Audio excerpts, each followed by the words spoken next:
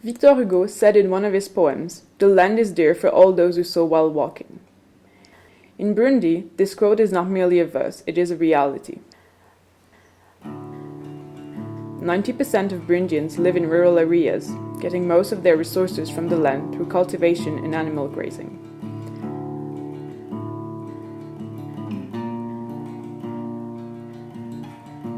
However, land is becoming scarce. With only 28,000 square kilometers, Burundi is one of the most densely populated countries in Africa, with close to 300 inhabitants per square kilometer. Imagine, this represents an area of only 35 square meters per person. This is why, in this country of countless hills, each square centimeter of land counts. Since its independence in 1962, Burundi has experienced many episodes of internal conflict during which hundreds of landmines were used.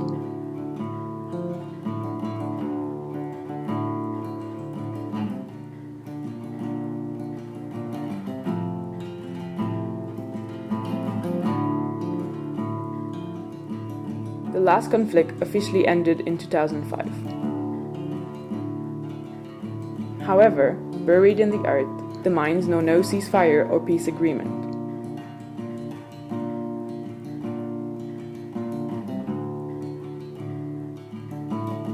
Blind and patient, they wait.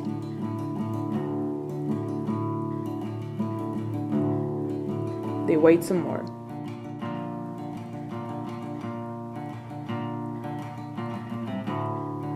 They are still waiting.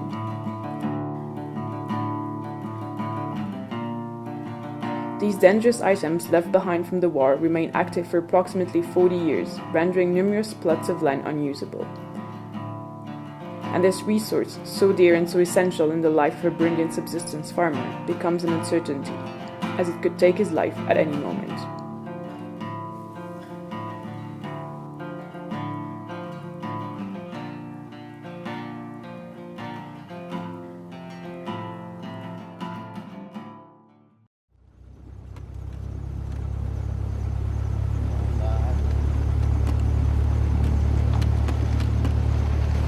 Je travaille à la Direction générale de la protection civile, au service Action contre les mines, et j'ai été formé par l'ONG MAD depuis mars 2011.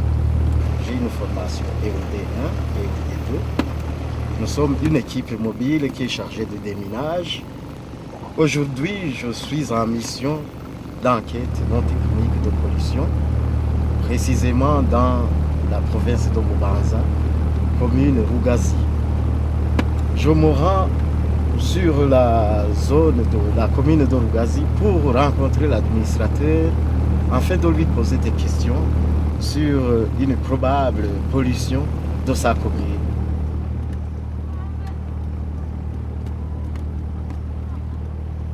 Donc, pour réaliser une enquête non technique de pollution en action contre les mines, nous nous servons d'un questionnaire déjà élaboré que nous soumettons à un interlocuteur commune administration locale. Et ce questionnaire a des rubriques sur lesquelles nous devons insister, soit l'historique, la pollution ou la situation sécuritaire dans la commune ou dans le lieu où nous allons enquêter. Là, il y a des positions militaires ici. Plus précisément, nous sommes en zone routière, colline Rutake, sous colline de Rubiro, près de la rizière de la Kibira. Là, il y avait beaucoup de positions militaires sur les collines. Cette zone nous inquiète beaucoup parce que même la population de cette localité n'y fréquente pas.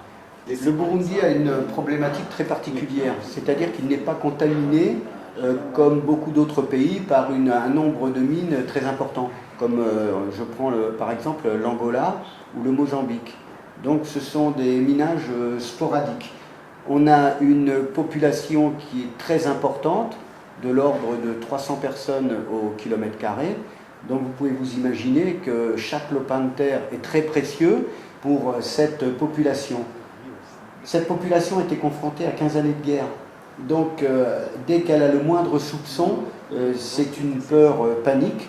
Elle ne touche pas aux terres et elle s'en réfère à l'administrateur demandant à ce que cette zone soit dépolluée le plus rapidement possible afin de reprendre ces terres et de les cultiver comme il se doit. La population ne travaille pas autour? Non, la population n'y va même pas. Même pour les activités, labour, pâturage, d'accord, ils n'y mettent plus les pieds. Et combien de positions? Donc 2 positions? 2 positions. 2 positions qui se trouvent proches de la Kibira. Oui, oui. Et la population donc ne s'y rend pas. C'est une supposition que c'est peut-être pollué. Et c'est une supposition. Comme tu peux le constater sur la photo satellite, en fait on a une zone cultivée.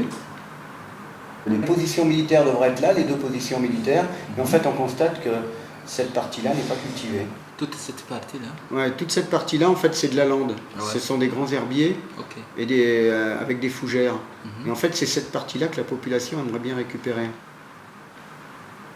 Donc le challenge c'est d'aller voir s'il y a présence ou non d'engins explosifs, voire de mines à fragmentation. Ah, tout à fait. Voilà.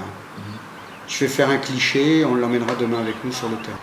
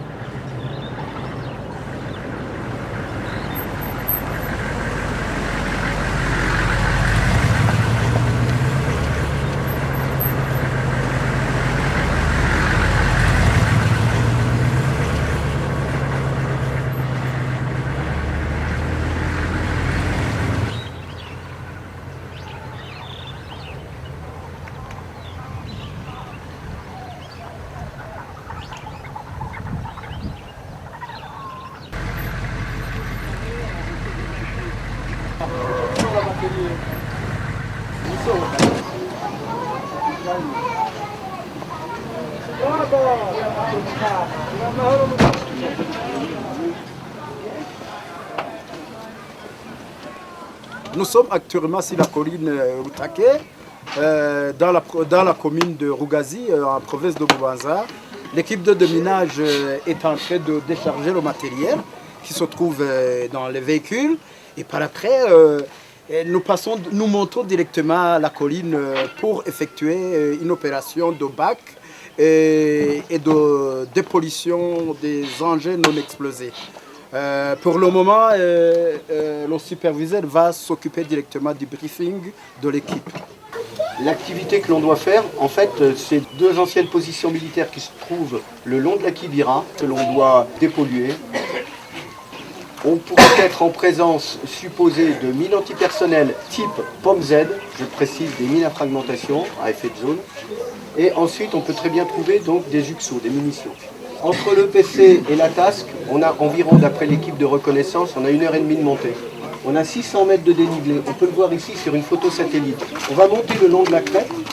Ensuite, on va bifurquer. On va passer entre 2 mamelons ici pour arriver sur ce plateau avec la Kibira juste devant nous. C'est parfait? C'est bon? Alors, action, vous prenez le matériel et on part.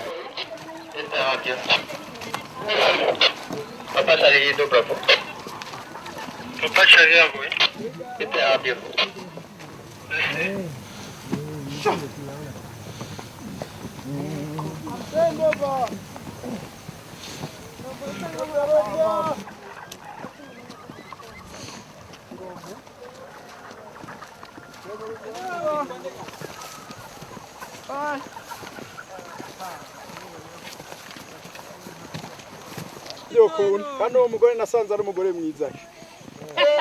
Uwo muntu hiza nk'ijoro rimwe. Ariko umugore abamu. Urabura kumucunga neza baba bumvise.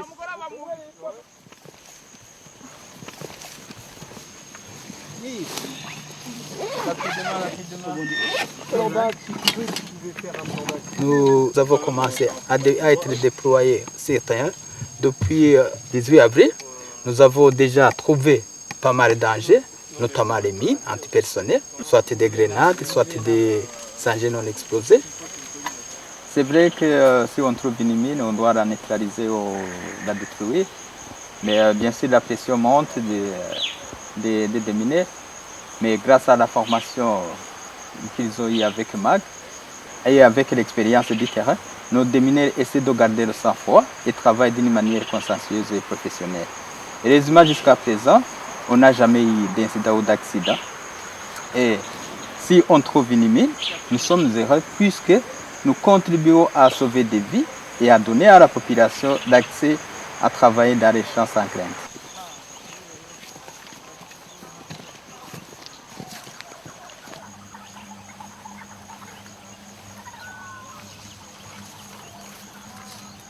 Bon, là, vous avez devant vous une dépollution de champ de bataille, ce qu'on appelle BAC en anglais. La dépollution de champ de bataille, c'est en fait, on est sur une zone supposée où on peut retrouver des résidus de munitions, ou voire des munitions, mais sans présence de mines normalement. Si on trouvait des mines, on passerait tout de suite en déminage manuel. Donc on est à plus de 200 mètres de la position militaire.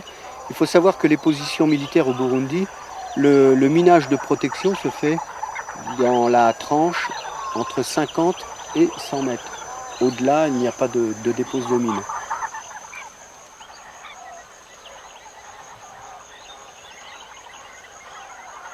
On est arrivé à environ 100 mètres de la position militaire et on va se reconfigurer pour passer en déminage manuel.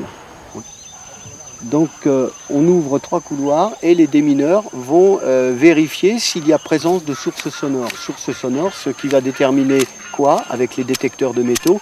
La présence d'éclats d'engins explosifs ou peut-être des engins explosifs abandonnés.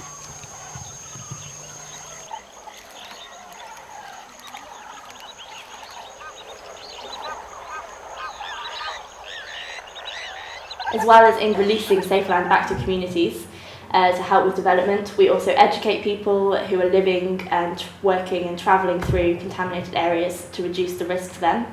And we work to reduce the dangers of small arms and light weapons, which are widespread in post-conflict environments.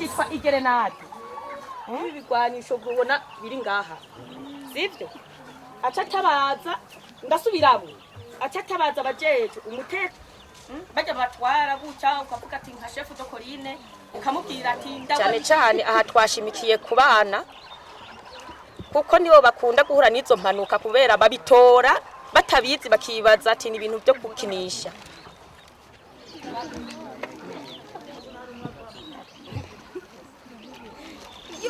Bravo, ici Tango Lima. Tango Lima, ici Bravo, envoyez votre message. Dans le couloir aux Ouvarbe, on entend un écho très fort. Et c'est une mine antipersonnelle de type pomme à vous. Vous stoppez et puis vous quittez vos couloirs. J'arrive voir ce que c'est. Ouais, Denis, c'est moi. Je t'appelle parce qu'on vient de trouver une pomme Z là. Donc pour l'instant, je vais aller la reconnaître. Soit on la détruit sur place parce qu'elle est en mauvais état, soit on peut la neutraliser et on entamera une neutralisation avec un démineur. Voilà, je te tiens au courant. Tango Lima de Delta.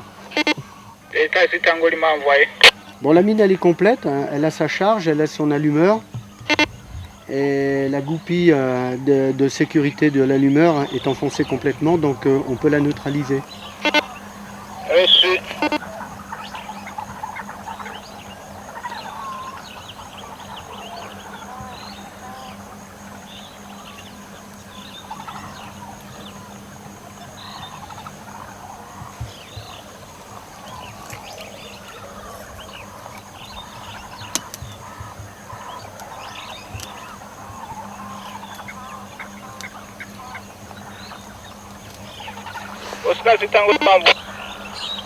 Mine neutralisée. La charge. Après la neutralisation, on va la déplacer dans un trou de plus d'1 mètre de profondeur, éloigné à 400 mètres du lieu. On va détruire donc la mine, l'allumeur et la charge. On va placer dessus une charge de démolition. On va recouvrir de terre. Et ensuite, on va se mettre à distance de sécurité pour procéder à la destruction. À tous, on va procéder au décompte de 10 à 0. À vous.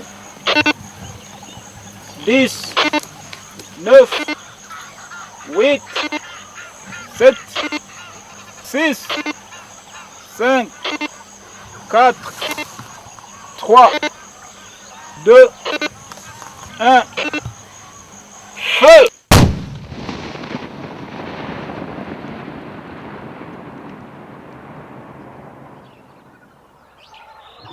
musozi wa Rutake yego ni byiza kubera twari dufise ahantu bita Kriponi no hari hatubangamiye cyane icyo gihe nta muntu yajayo kubera hahuriye pozisiyo ya gisirikare aho tugiye tubona nuko ngaha mushika ngaha mukaza mukadukuriraho ivyo bintu byari bitubangamiye n'ubundi mwaze hageze byari bimaze gukomeretsa abantu babiri nyine n'ubu rero turashimye turakenguruke kubera umuntu adusikiriza ati aho hantu ubu nta kindi kintu kikigwanisha cyasigaye tumwe muragenda kuhakorera ubu rero tukaba dusimye tukaba dukenguruke n'ubundi ntitwabona ikindi kintu kikigwanisha kizoha haduka aho hantu twongera tubatumeko nitwabatumako naho muraheza namwe muce munyaruka amakuru yazo kubaraye